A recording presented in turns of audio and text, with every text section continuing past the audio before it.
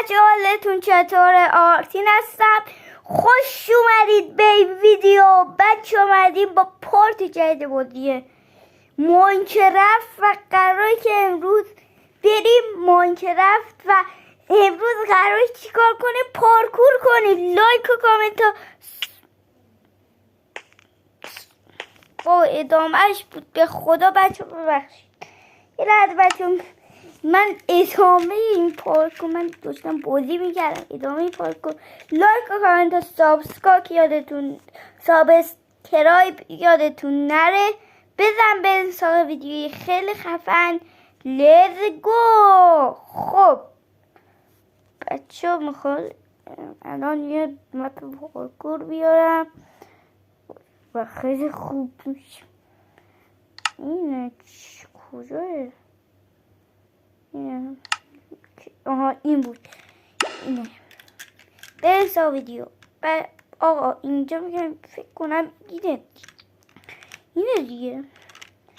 آره دیگه تازه است البته فکر کنم ویدیو خیلی طول بکشه.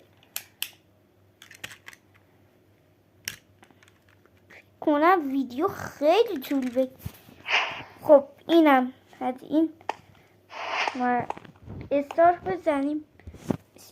استارت رو میزنیم که بیاد و پارکور خیلی من خوراکم پارکور بابا. من خیلی پارکور این که کاری نداره. هر اول کاری تموم شد مردم بابا. شاید که تو خوراکت پارکوره.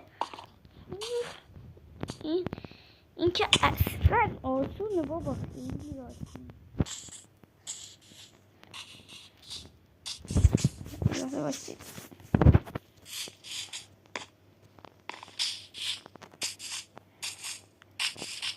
خب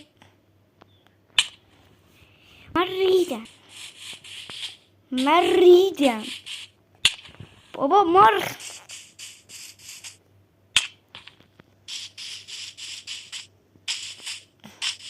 اول کاری بچه به خدا